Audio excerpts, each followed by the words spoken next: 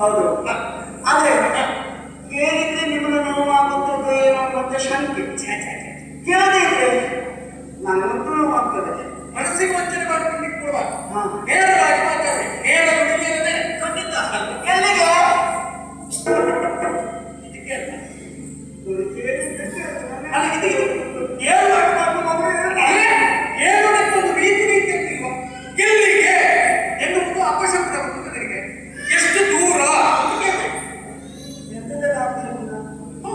ಬೆಕ್ಕು ಅಥವಾ ಅಪಶಬ್ದ ಮೊಟ್ಟಿ ಬ್ರಾಹ್ಮಣ ಸಿಗ್ಬೋದು, ಸರ್ಪ ಸಿಗ್ಬೋದು, ಬರಿದಾದ ಬೆಂದಿಗೆ ಸಿಗ್ಬೋದು, ಎಲ್ಲ ಅಪಶಬ್ದ. ಹೌದು. ಬೆಕ್ಕು ಈ ಮನೆ ಬೆಕ್ಕೆ ಅದು ಏನು ನೋಡಿ ಅದು ಆರಕ್ಕೆ ನಾನು ಮನೆ ಬೆಕ್ಕು. ನೀ ನನ್ನ ಮನದ ಬೇಕು ಬೇಕಾದ್ರೆ ಬೇಕು ಅಲ್ಲ ಹೇಳ್ಬೇಕು ಅಂತ ಈ ರೀತಿ ಕೇಳ್ತ ನಮ್ಮ ಎಲ್ಲಿಗೂ ಹೋಗುತ್ತೆ ಇಲ್ಲಿಗೆ ಉಳಿದಿಲ್ಲ ಮತ್ತೆ ಎಲ್ಲಿಗೂ ಹೋಗುವಂತ ಹಾಗೆ ದೋಷಿ ಗೊತ್ತೇ ಏಳುವರೆಗೆ ಹಲವು ಭಾವ. ಹೌದು. ಅಥವಾ ಗೌರವದಲ್ಲಿ ಒಮ್ಮೆ ಸಿಟ್ಟಿನಲ್ಲಿ ಎಲ್ಲಿಗೆ ಒಬ್ಬರೇ ಹೋಗ್ತಿದೆ ಅಂತ ಕಾಣುತ್ತೆ.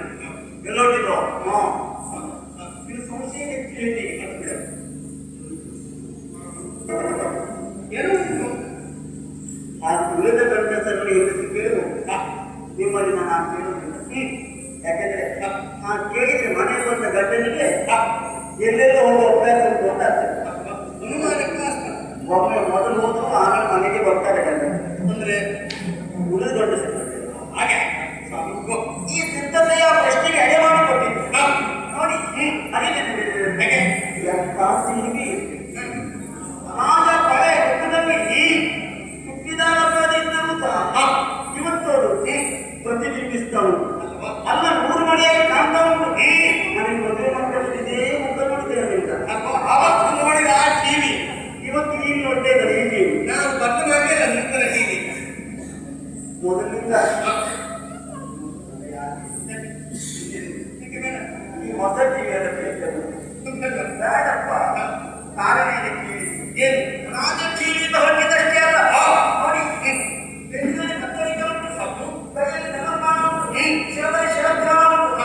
ವೇದಕ್ಕೆ ಅವತ್ತಿನ ಶಿಕ್ಷಣ ಕವಚ ಅಲ್ಲಿ ಸಾಲತಿ ಜೊತೆಗೆ ಅಪ್ಪಣೆ ಆಪಕ್ಷಣ ಕಾಲಕ್ಕೆ ನೋಡ್ತಾ ಇದ್ದಾನೆ. ಕೆಲವೊಂದಕ್ಕೆ ಸಿದ್ಧವಾಗಿಲ್ಲ ಹಳೆಗಳು. ಹಾಗಾದ್ರೆ ಇಷ್ಟೆಲ್ಲ ಸಿದ್ಧತೆ ಹೊಂದಿದ್ದೀನಿ. ಹೆಂಡತಿ ಮನೆ ಯುದ್ಧಕ್ಕೆ ಬಂದಿದ್ದ ಅಲ್ಲ ಇಲ್ಲೇ ಕೊಡುವಂತಾಗಿ ಏನು ಆಯುಧಗಳ ಅವಶ್ಯಕತೆ ಉಂಟು. ಹೆಂಡತಿ ಮನೆಯಲ್ಲ ಉದ್ದಕ್ಕೆ ಬಂದು ಸಾಕಪ್ಪ ಯುದ್ಧ ಅಲ್ವಾ. ಹಾಗಾಗಿ ಹೆಂಡತಿಯಲ್ಲಿ ಯುದ್ಧಗಳು ಅಂತಾರೆ. ಯುದ್ಧ ಸಿದ್ಧತೆಯಲ್ಲಿ ಬಂದಿದ್ದ ಕಂಡ್ರೆ ನೂತನವಾಗಿ ನನ್ನ ಕಂಡು ನಿಮ್ಮ ವಸ್ತುಗಳು ಯಾವ್ದು ಬೇಡ ಅಂತ ಹೇಳಿದ ಅದು ಇದನ್ನೇ ಯಾಕೆ ಅದಕ್ಕೆ ನಾಲ್ಕು ಪರಂಪರೆ ಉಳಿಸಿಕೊಳ್ಳಿ ಅಂತ. ಪರಂಪರೆ ಎನ್ನುವ ಸಲುವಾಗಿ ಹೊಸದ ಬಗ್ಗೆ ಆಲೋಚನೆ ಮಾಡಬೇಕಾಗ್ತದೆ. ನಿಮ್ಮ ಅಜ್ಜನೂ ರಾಜ, ಅಪ್ಪನೂ ರಾಜ, ಹೋರಾಡಲಿ. ಅದು ನಿಮ್ಮ ಪರಂಪರೆ ಒಂದು ಸಾಕಾಗ್ತದೆ ಅಂತ ಅದು ಅದೇ ನನಗೆ ಪರಂಪರೆ ಎನ್ನುವ ಸಲುವಾಗಿ ಅದಷ್ಟನ್ನೇ ಹಿಡ್ಕೊಂಡು ಬದುಕಲಿಕ್ಕೆ ಆಗ್ತದ. ಅದನ್ನು ಉಳಿಸಿಕೊಂಡು ಬಂದು ಬೆಳೆಸಿಕೊಂಡು ಬಂದು ನಮ್ಮ ಪರಿಶ್ರಮ ಎಷ್ಟು ಉಂಟು ಹೇಳಬೇಕಾಗ್ತದೆ, ತೋರಿಸಬೇಕಾಗ್ತದೆ. ನೀನು ಕೇಳುವ ರೀತಿ ಕಂಡಾಗ ನನಗನಿಸ್ತು ನೇರವಾಗಿ ಕೇಳಬೇಕು. ಅದು ಅದಕ್ಕೆ ಕೇಳುವಲ್ಲಿ ಅಡೋಗಿದೆ. ಎಲ್ಲಿಗೆ ನೀನು ಕೇಳುವ ರೀತಿ ನನಗೆ ಅನುಮಾನ ಆಗಿದೆ. ಇದು ನಿಮ್ಮದು ಅಧಿಕಾರವಾಗಿ ಅಥವಾ ವಿನಯಪೂರ್ವಕವಾಗಿ ಅಂದ್ರೆ ಭಾವಭಕ್ತಿಯಿಂದ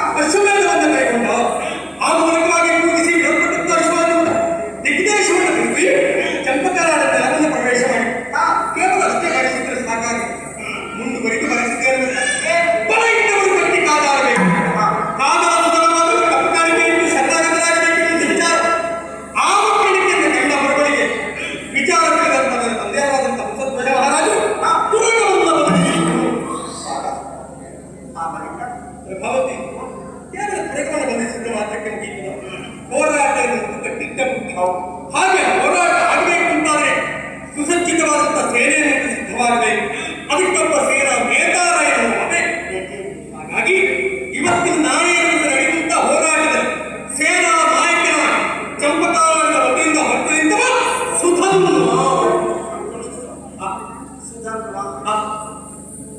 ಈಚಿನ ಬಿಲ್ಲಿನ ಹೆಸರಿದೆ ಸುಧನ್ವ ಅಂತ ಅಲ್ವಾ? ಅವನು ಹಾಗೆ ಸುಧನ್ವ ಅಂತ ಹೆಸರು. ಪಾರ್ಥನಿಗೂ ಸುಧನ್ವ ಅಂತ ಇವರಿಗೂ ಸುಧನ್ವ ಅಂತಿದ್ದವನು. ಅದು ಆಮೇಲೆ ಈ ಕಡೆಯಿಂದ ನೀವು ನಾಯಕರಾಗಿ ಹೊರಟೆ, ಯುದ್ಧ ಯಾರು ನಿಂತಿದೆ?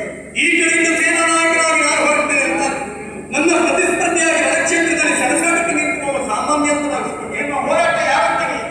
3 ಭಾಗದಲ್ಲೂ ಒಂದನೆಯನ್ನು ಪಡೆಯುವಂತಹ ಸಮರ್ಥ ಭಾರತದಲ್ಲಿ ಹೋರಾಟ.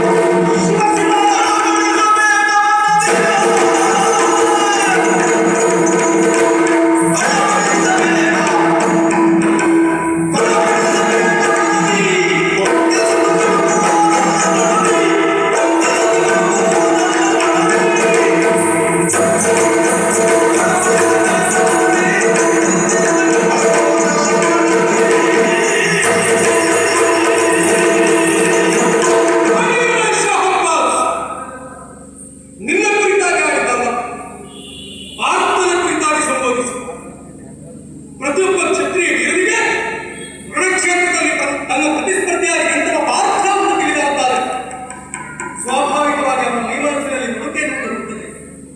ಆದರೆ ಭದ್ರವಾದಂತಹ ರಕ್ಷಣೆಗೆ ಒಳಪಟ್ಟಂತ ಇನ್ನೂ ಸಹ ಪಾರ್ಥನ ವಿಚಾರವನ್ನು ಕೇಳಿದಾಗ ಕಳವಳಿಸ್ತಾರೆ ಎಂದಾದರೆ ಲೋಕದಲ್ಲಿ ಅವನ ಕೈದಿರುವಂತಹ ಸಾಹಸ ಎಂದು ಕೈದು ಕಡಿಯಿದೆ ಎಂದು ಉದ್ಧರಿಸಿದೆ. ಪ್ರಭಾವಿ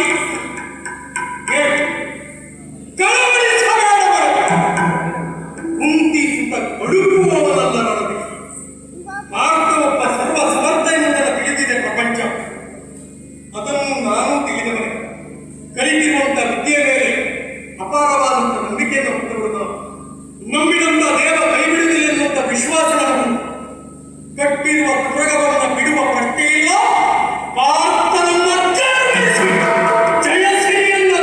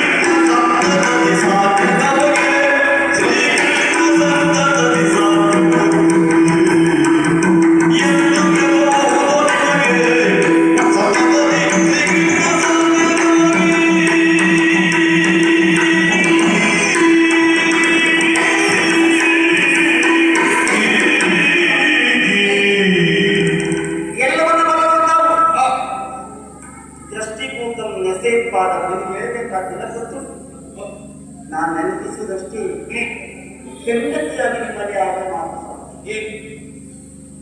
ಯುದ್ಧ ಅಂದರೆ ಏನು ಅಂತ ಕ್ಷತ್ರಿಯ ಕುಮಾರನಿಗೆ ನಾನು ಗೊಳಿಸಬೇಕಾದ ಅವಶ್ಯಕತೆ ಇಲ್ಲ. ಪಾತ್ರನ ಹೋರಾಟ ಹೇಗೆ ಎಂದು ಪಾತ್ರ ಬಗ್ಗೆ ವಿಶ್ಲೇಷಣೆ ಬೇಕಾಗಿದೆ. ನಿಮ್ಮ ಬಗ್ಗೆ ನಿಮಗೆ ಯೋಚಿಸಬೇಕಾಗಿದೆ.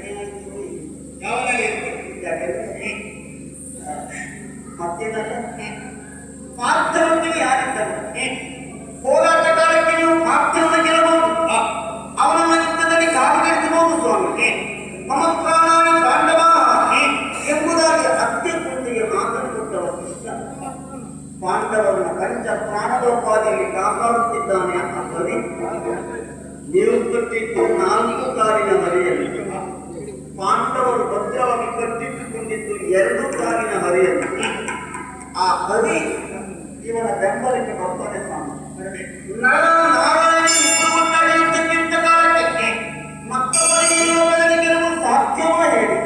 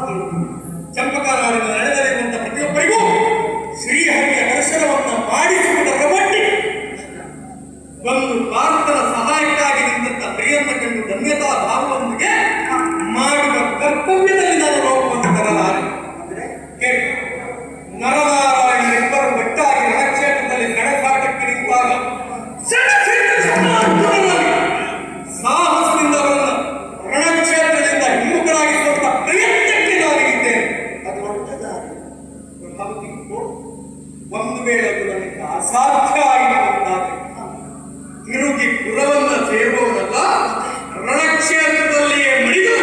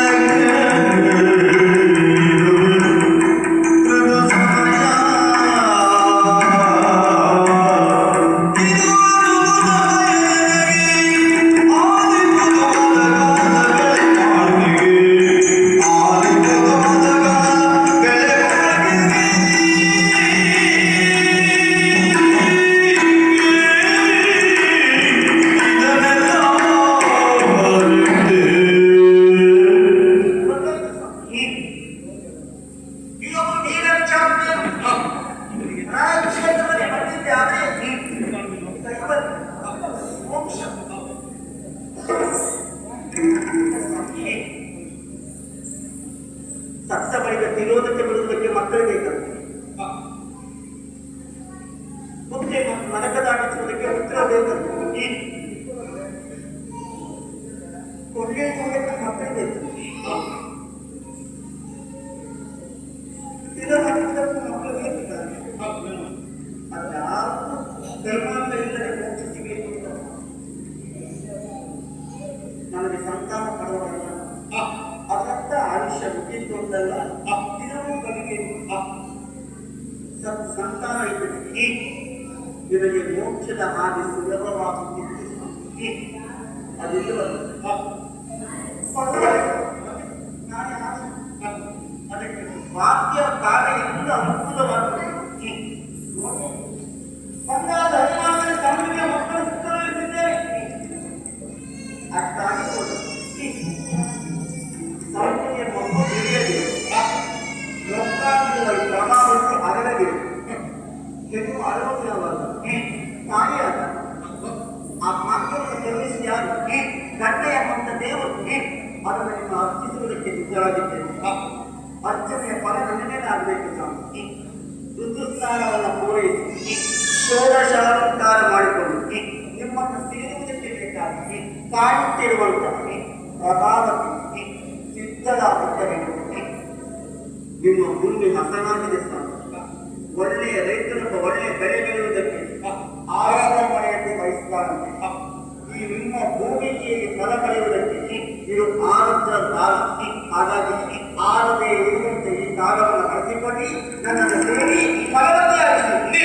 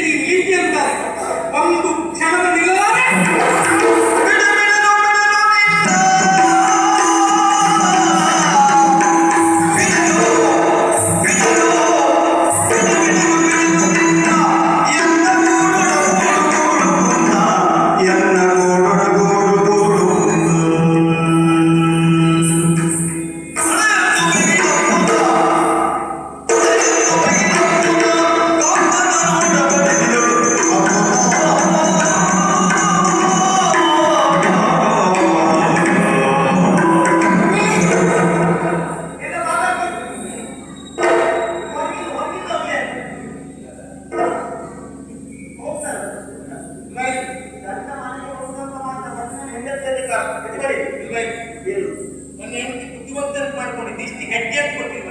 ಏನು ರಣಕ್ಷೇತ್ರಕ್ಕೆ ಹೋಗುವವನಾದ ವೀರಾದಿ ವೀರರ ಮಂಡೆಯಿಂದ ಮೆಟ್ಟಣದಂತ ಸಾಮರ್ಥ್ಯ ಇದ್ದವ ಅಂತಃಕರಣದ ಭಾಗವನ್ನು ಪಡೆದುಕೊಂಡು ಹೋಗುವುದಕ್ಕಾಗುತ್ತಿಲ್ಲ ಅಂತ ಅನಿಸುತ್ತೆ.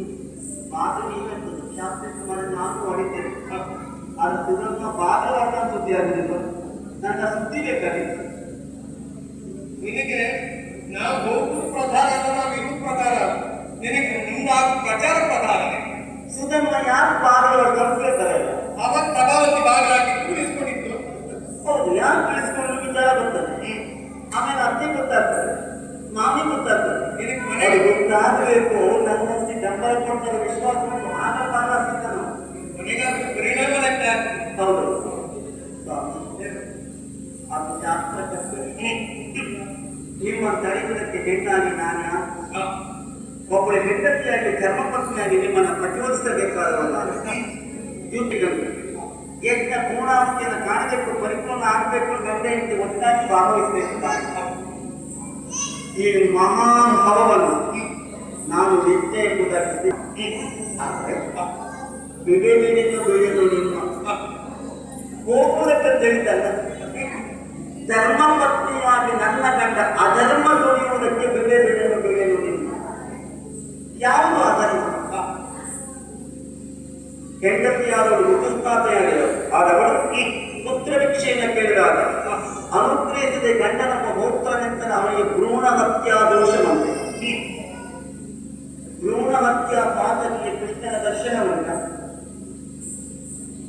ನಿಮ್ಮೊಬ್ಬರಿಂದಾಗಿ ಇಡೀ ಚಂಪಕಾವತಿ ನಾನು ಕೃಷ್ಣನ ದರ್ಶನ ಕಳ್ಕೊಳ್ಳುವುದಿಲ್ಲ. ಈ ಅಧರ್ಮ ಕಲಿಯುವುದಕ್ಕೆ ಬೆಳೆಯಲು ಹೆಚ್ಚೊಬ್ಬ ಋಣತ್ರಯಿಂದ ಬಂಧಿತನಾಗಿರ್ತಾನೆ. ಸ್ವಾಮಿ ದೇವರುಗಳ ಪಿತೃಗಳ ಋಷಿಗಳ ವಿದ್ಯಾಭ್ಯಾಸವನ್ನು ಪೂರೈಸಿ ಫಲಕಂದಾದ ಋಷಿಗಳೊಂದಿಗಿರಂತೆ ಅಲ್ಲ ಧರ್ಮಾಂಗವನ್ನು ಮಾಡಿದಾಗ ಇನ್ನು ದೇವರು ದೇವತಾರ್ಚನೆ ಮೂಲಕ ತೀರಿಸಿಕೊಳ್ಳಬಹುದು. ಪಿತೃಋಣವನ್ನು ತೀರಿಸಬೇಕು ಅಂತ ಆದರೆ ಸಂತಾನವನ್ನು ದೋಷ ಕೊಡಬೇಕು.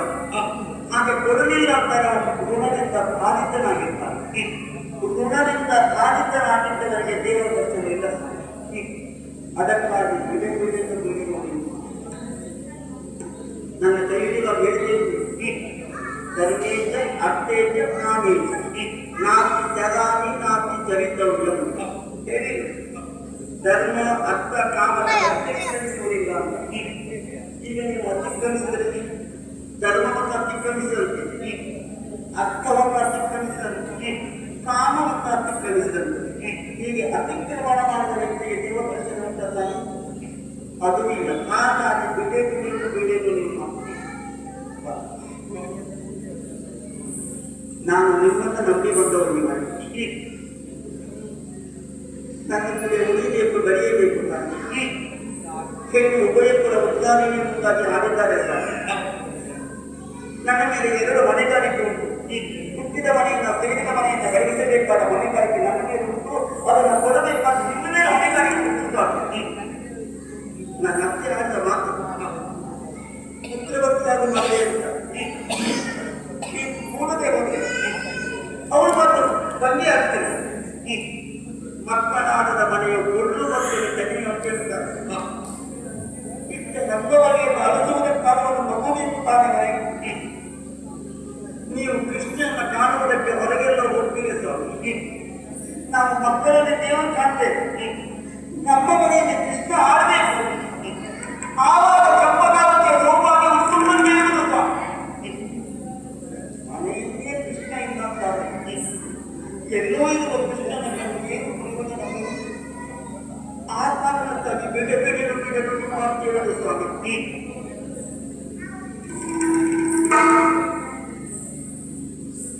ಕಾಮದ ವಾಂಛೆಯನ್ನು ತೀರಿಸಿಕೊಳ್ಳುವುದಕ್ಕೆ ಬೇಕಾಗಿ ಸತಿ ಶಿರೋಮಣಿ ಆಗುವುದಕ್ಕೆ ಬೇಕಾಗಿ ನನಗೆ ಮಕ್ಕಳು ಬೇಕು. ಈ ಮೌಜವನ್ನು ಬೆಳೆಯುವುದಕ್ಕೆ ಬೇಕಾಗಿ ನನಗೆ ಮಕ್ಕಳು ಬೇಕು. ನನ್ನ ಹೆಂಡತನವನ್ನು ಸಾರ್ಥಕ ಮಾಡಿಕೊಳ್ಳುವುದಕ್ಕೆ ಬೇಕಾಗಿ ಮಕ್ಕಳು ಬೇಕು. ಅವ್ಯಕ್ತವಾಗಿ ಬಚ್ಚಿಟ್ಟಂತ ಈ ಅಮೃತ ತುಲ್ಯವಾದಂತಹ ಹಾಲನ್ನು ಉಳಿಸುವುದಕ್ಕೆ ಬೇಕಾಗಿ ಮಕ್ಕಳಿಗೆ ಬೇಕಾಗಿ ಅದನ್ನು ಅನುಗ್ರಹಿಸಬೇಕಾದ ನೀಡಿ ಮನಸ್ಸಿನ ಸೇರಲು ಇಲ್ಲಂತಾದ್ರೆ ಒಟ್ಟು ಪ್ರಭಾವತಿಯ ಮನೆಯ ಬಾಗಿಲು ತೆರೆದೇ ಹೋಗಿ ಇರುವುದಕ್ಕೆ ಪ್ರಭಾವಕ್ಕೆ ಮನದ ಬಾಗಿಲು ತೆರೆದೇ ಉಂಟು. ನೀನು ಆಯ್ಕೆ ನಿಮ್ಮದು ಫಲ ಭಗವಂತನೇ.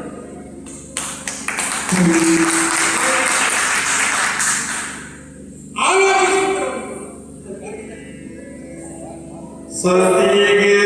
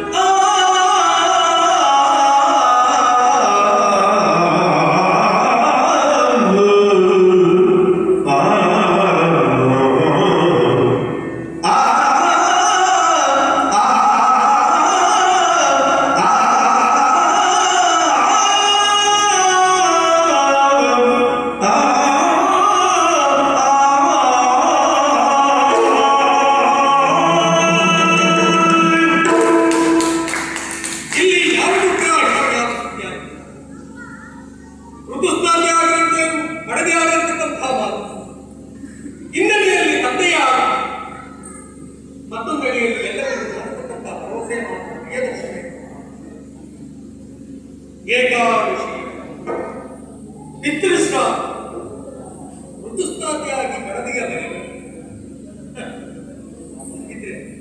ಇದು ನನ್ನ ಕಾಲದ ಸಿದ್ಧತೆ. ಏಕಾದಶಿ ಮೊದಲ ದಿವಸ ಪಿತೃಶ್ರಾದ್ದದ ದಿನ ಮಡದಿಯನ್ನ ಕೂಡಬಾರದೆಂಬ ಹಾಗೆ ಶಾಸ್ತ್ರ ಹೇಳ್ತದೆ. ಹಾಗಿದ್ರೆ ಋತುಸ್ನಾತಿಯಾದವರು ಆಡಿದಂತಹ ಮಾತನ್ನು ಮಿಕ್ಕಿ ಮೀರಿ ನಡೆಯುವುದು ಸರಿಯ ಧರ್ಮವೇ ಆಪದ್ಧರ್ಮವೇ? ಹಾಗಾಗಿ ನನ್ನ ಬಾರಿಗೆ ಏಕಾದಶಿ ವ್ರತಯಾಮನಲ್ಲಿ ಪಿತೃಶ್ರಾದ್ದಯಾಮದಲ್ಲಿ ತಂದೆಯ ಆಜ್ಞೆಯನ್ನು ಶಿರಸ ವಹಿಸಿಕೊಂಡವನ ತಂದೆಯ ಕಾರ್ಯ ನಿಷ್ಠೆಯಲ್ಲಿ ಮಾಡಿದ್ದ ಹೊರಟುವಂತವನ ಇನ್ನು ಏಕಾದಶಿ ವ್ರತ ಶ್ರೀಹರಿಯ ಕರ್ಮಕಾರ್ಯವರಿಗಾಗಿ ಬಳಸಿಕೊಳ್ತೇನೆ ಎನ್ನುವಂತ ನನ್ನ ಭರವಸೆ. ಶ್ರೀಹರಿಯ ದರ್ಶನದ ಭಾಗ್ಯದ ಪಾಲಿಗೆ ಏಕಾದಶಿ ಮಾತ್ರ ವಿಕ್ಕರಿಸಿ ನಾನು ಹೋದವರು ಆಡಿದ ಹಾಗೆ ಭ್ರೂಣ ಹತ್ಯಾ ಘಾತಕ ಆದೇಶಿಸಿದೆ. ಅಂಥ ಪಾಪದ ರೇಪಣವನ್ನು ಅಂಟಿಕೊಂಡಾದ್ರೆ ಹರಿಯದರ್ಶನವೇ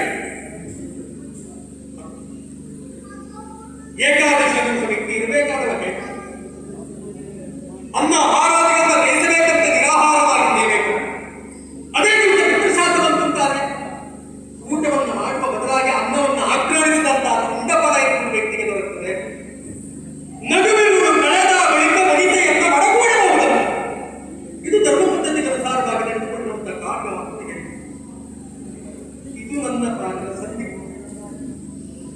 ಈಗ ನಾನು ಬಳಸಿಕೊಳ್ಳಬೇಕಾದ ಆಪತ್ತರ್ಮ ಕಾರ್ಯ ನಾಳೆ ದಿವಸ ಋತುಸ್ತಾಪಿಯಾಗಿ ನಿಂತು ಹೇಳಿಕೊಡಿಸಿಕೊಂಡ ಪುಷ್ಪವಿಕ್ಷೆಯನ್ನು ಬೇಡಿಕೊಂಡವಳನ್ನು ಕೂಡಿದಂತಾದ ಬಗ್ಗೆ